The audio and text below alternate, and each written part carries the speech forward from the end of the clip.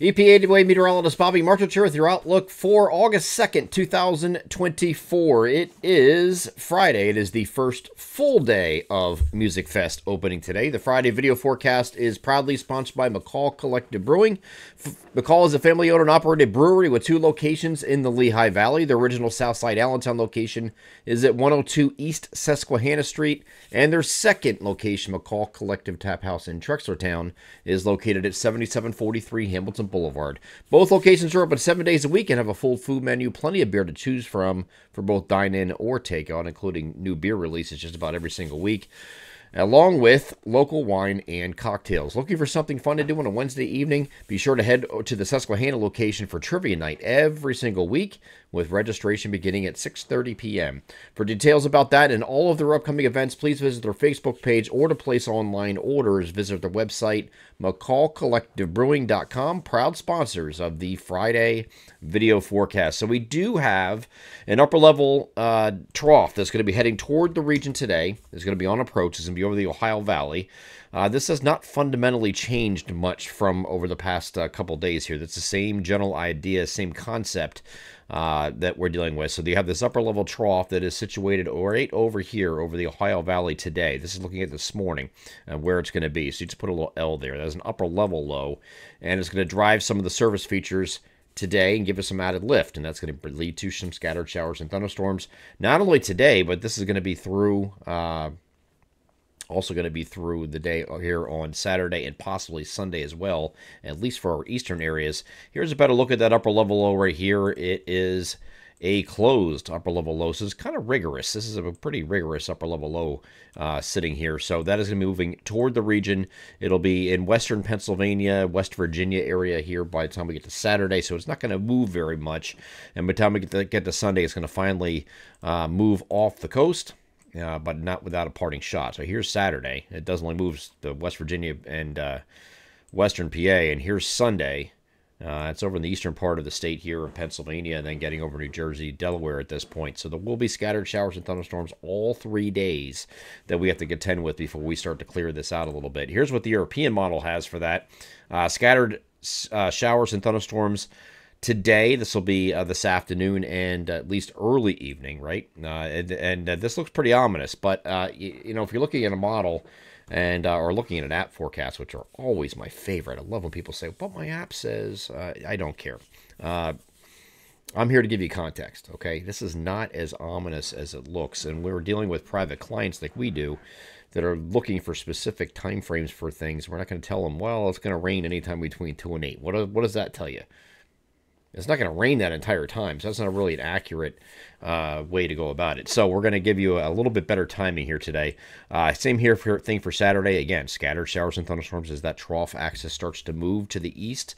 Again, very slowly. And then Sunday, more scattered showers and thunderstorms. This might be a little bit further east, but still a thunderstorm threat here on that day as well. Those 3 days has always been the highlighted period for scattered showers and thunderstorms. However, it's not going to be as bad as it looks. Here is the Storm Prediction Center for Friday. This is looking at a marginal risk in the darker green, so it's basically like I-80 and south, right?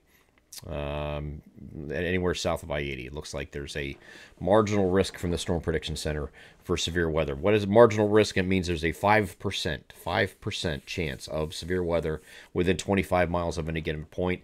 And given the fact that the time of year is, we're talking about early August, so the cold pull aloft that's necessary for thunderstorm growth and development and expansion and, you know, severity is limited this time of year, because I mean it's hot at the surface and humid. You go up in the atmosphere, it's not like we have a cold pool up there to tap into, at least not right now. So this should be, I think the marginal is good. As a matter of fact, we are going to be limited in shear today, which is a key component to severe weather. Will help keep most of these below severe limits, but there could be something isolated that gives you a downburst as part of this with a little gusty winds and some minor damage. So we'll keep that in mind for just a few. It's going to be very localized, though. It's not going to be a widespread thing that we're dealing with. So I'm going to give you 3 different looks here after I get to the precipitable water content. I don't usually use this in a video, But precipitable water is a measure of how much moisture content you have in the atmosphere. And when you have these numbers on here, you see all these numbers that are on this that are all pretty high. And nobody seems to know what these mean. But I'll tell you, if you get above 1.7, that's considered high. You get above 2, and it's considered very high. So that's all the available moisture in the atmosphere that a thunderstorm can tap into and just dump as heavy rain. So our primary threat today from any of these storms, number one, first and foremost, forget the severe part, is going to be heavy rain. That's number one. Number two is going to be frequent lightning, and a tertiary side effect of these storms today is going to be the isolated chance for gusty winds that approach or maybe even exceed severe limits. Okay, so that's going to be we have a primary, secondary, and a tertiary there. Yes, I did use a tertiary word in a video. Hopefully you guys understand what that means. First, second, third. That's what we're doing. But look at the precipitable water content ahead of these storms. I mean, you got some values here to like 2, 2.25. That's pretty high. That's pretty high. So it just means there's a lot of moisture content. You can definitely feel that when you go outside with how humid it's been. So then the storms will be able to tap into that. That's going to be our primary threat today is heavy rain in any storms. And I'm going to show you 3 different models here. This is the high resolution rapid refreshing that ran this evening. You can see these reds on here. That's indicating radar intensity. Heavy rain, not necessarily severe weather, but this is going to be heavy rain with any of these storms moving through. So we're going to be moving through, again, this is going to start off, initiate in the afternoon. I'm starting all 3 of these off at noon and going forward in hour increments from here. So by the time it gets over the eastern part of the state, it's kind of like mid to late afternoon is when it starts coming in, and then I'll go through early evening. And then in New Jersey, that goes through about mid to late evening before it finally moves off the coast. They will be weakening heading east, however, we think so. But there is the opportunity here for heavy rain in any of these storms as they move through, and this should clear off the coast by midnight, if not before. Here's what the NAM has, very similar, starting us off at noon again, moving this forward. And you see some stuff popping out ahead of it. That's also possible. NAM suggesting that. That's fine. But the same general idea here with a line or semi-congealed line of storms moving through the eastern part of the state in that same time frame and then moves off the coast again before midnight. But this does weaken it. See that? It weakens as it heads past the Delaware River and just becomes a regular thunderstorms and rain deal. And finally, the WRF, which is the old NAM. This is looking at the... it's another model we don't usually use in the videos, but this is just for collaborative purposes and just showing you the idea here that we get in the afternoon. Here's that batch of thunderstorms moving through. Have locally heavy rainfall going all over the coast. So they're all generally in the same idea and same boat here. I do want to touch on Saturday, too, while I'm here. Saturday is a very similar thing. We get these scattered showers and storms. Again, starting early afternoon in our central PA areas, mid to late afternoon further east, but these are more scattered showers and thunderstorms that go through early evening. So for the most part, if you're on the eastern side of the state here, especially for Music Fest, we're looking at both days as a 2 to 8 window, it looks like, of opportunity. And we'll have those hourly details updated on the website throughout the entire festival. We do that multiple times a day on the Music Fest page if you want to check that out if you're going to the fest. But that's what it's looking like on all these models here. So we have these daily scattered showers and thunderstorm chances, but most of it is not going to be severe. They're just a marginal chance, and I think that is a good thing to do. It just covers the basis for something isolated to be producing a localized wind gust, a wind report, but it's not going to be a widespread thing.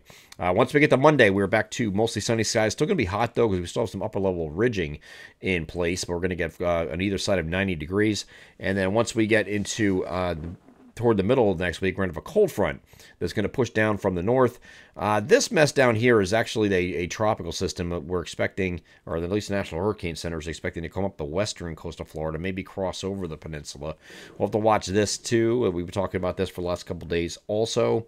There's nothing of concern right now for our area, and I think a large part of that is going to be this midweek cold front coming through either Tuesday night or Wednesday, and it's going to lead to some scattered showers and thunderstorms. This should pick this system up and keep it offshore.